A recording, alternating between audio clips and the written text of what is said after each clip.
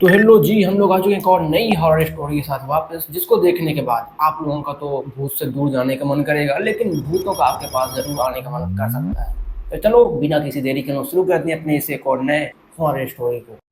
तो ये स्टोरी है रौनक, युवराज और तनीषा की। तीनों बहुत अच्छे मित्र थे और तीनों ने फाइनली प्लान बनाया था कि वो लोग दिल्ली की गर्मी से बचने के लिए जाएंगे एक रोड ट्रिप पर, क्योंकि आप लोग भी जानते हो दिल्ली की गर्मी छुटकारा पाने के लिए लोग क्या क्या नहीं करते। उनके पास थी एक नई एसयूवी जिसका म्यूजिक सिस्टम, ऑडियो और जीपीएस बहुत बेस्ट था। मैं ऐसा क्यों बोल रहा हूँ आपको वीडियो के लास्ट तक पता चल जाएगा। रौनक बोलता है बस 4 से 5 घंटे का रास्ता है, और तभी तनीषा बोलती है कि मसूरी की वादियाँ अभी रात में क्या ही खूबसूरत लगती हैं। उसी वक्त युवराज बोलता है कि काश कोई भूत न मिल जाए हमें। तीनों ऐसे ही हंसी मजाक करते हुए अपने सफर की शुरुआत करते हैं। जैसे ही लोग देहरादून पार करते हैं तभी इन लोगों को एक दिखता है शॉर्टकट। रौनक को शॉर्टकट दिखता है तो इसने अपने दोस्तों से कहा कि जो शॉर्टकट है इसमें जीपीएस में दिखा रहा है कि हम लोग को 40 मिनट पहले हमारे स्टेशन पर छोड़ देगा। युवराज ने रौनक से बोला इस रास्ते पर रात के 11 बजे जाना ठीक रहेगा।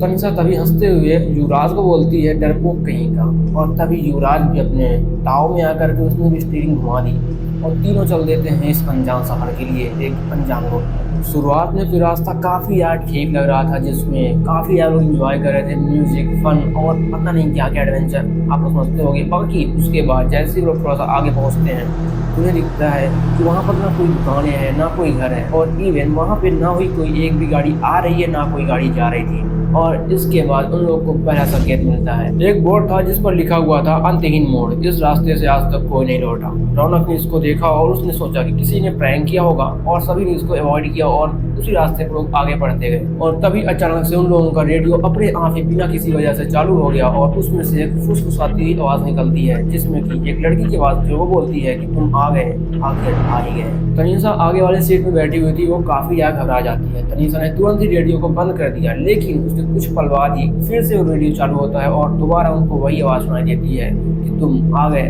आखिर आ ही गए। उन लोगों की जो गाड़ी थी वो एक नई एसयूवी थी जिसका जीपीएस सिस्टम और म्यूजिक सिस्टम और रेडियो सिस्टम सब कुछ एकदम बेस्ट था। फिर भी उनका जो जीपीएस था वो बंद हो गया था, इवन उनका जो मोबाइल नेटवर्क था वो भी जा चुका था। अब जो इनकी कार थी वो लगातार मोड़ों को काट रही थी, यानी कि लगातार मोड़ों से आगे बढ़ रही थी। लेकिन तभी रौनक ने नोटिस किया कि ये जो मोड़ है ये बार बार रिपीट हो रहे हैं। उनको लगा कहीं ये लोग किसी लूप में तो नहीं फंस गए। रौनक ने धीमी आवाज में बोला कि ये पत्थर तो मैंने 10 मिनट पहले भी देखा था। युवराज जो कि उनका एक परम मित्र था, उसने क्या सोचा कि चलो मैं एक फोटो क्लिक करता हूँ, और उसने अपना फोन निकाला और उसने जैसे अपनी खिड़की से फोटो क्लिक की तो उसने देखा कि पीछे वाली सीट पर एक चौथा इंसान है, लेकिन वो लोग 3 लोग थे। युवराज घबराते हुए चिल्लाकर बोला कौन है। तभी तनीषा ने पीछे मुड़कर देखा तो उन्हें कोई वहाँ पर नहीं दिखा। तनीषा ने कहा यहाँ पर तो कोई नहीं है, तुम्हें क्या दिखा। युवराज ने तुरंत ही अपना फोन निकाला और अपनी दोस्त तनीषा और रौनक को वो वाली फोटो दिखाई जिसमें वो 4 लोग थे, लेकिन जब उसने फोटो दिखाई तो उसमें सिर्फ 3 लोग थे। युवराज को लगा उसका कोई ये वहम है तो उसने इस बात को इग्नोर किया और वो लोग अपना वही रोड पर आगे बढ़ते जा रहे थे। अब जो लोग इस रोड पर आगे बढ़ते तो जा रहे थे, लेकिन जो उनकी कार थी जिसका जो हेडलाइट था वो पता नहीं क्यों धीरे धीरे डाउन होता जा रहा था, और जो वहाँ के जो पेड़ थी उनकी जो छाया बन रही थी वो किसी इंसान की तरह उनको प्रतीत हो रही थी। इसी बीच उनको सड़क के बीचों बीच एक लड़की खड़ी हुई दिखाई देती है जो कि सफेद साड़ी में थी और हाँ सर झुकाए हुए भी थी।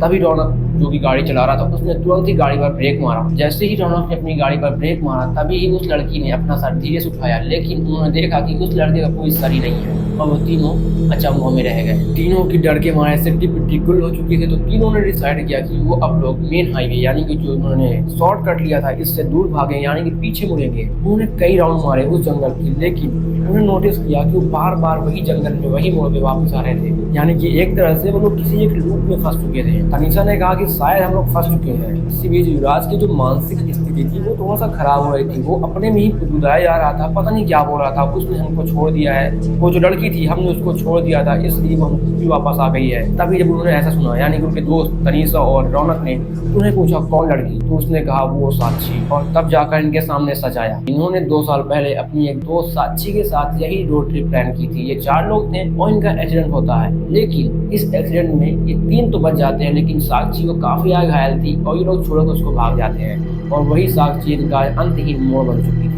अचानक से उनकी कार का इंजन बिना किसी वजह के बंद हो गया और वो तीनों कार से बाहर आते हैं। जैसे वो बाहर आते हैं देखते हैं कि उनकी जो कार है उसके रूफ पर यानी कि टॉप पर छत पर एक लड़की है और वो उस बार साफ साफ उसका चेहरा दिख रहा था और वो लड़की कोई और नहीं बल्कि साक्षी ही थी। साक्षी ने कहा कि तुमने मुझे छोड़ दिया था और अब मैं तुम्हें नहीं छोड़ूंगी। उसने जैसे ही ऐसा बोला उन तीनों के कान में इसकी आवाज गूंजने लगी। जो युवराज था उसने भागने की कोशिश की, तभी बगल में खाई थी और वो वहीं जाकर गिरा। लेकिन जो तनीषा थी वो वहीं पर ऑन द स्पॉट बेहोश हो जाती है। इसके बाद बचता है रौनक, जिसने ट्राई किया कि उसको गाड़ी स्टार्ट करता है और गाड़ी को लेकर आगे जाता है, लेकिन उसने स्टार्ट करने की कोशिश की लेकिन गाड़ी स्टार्ट ही नहीं हुई।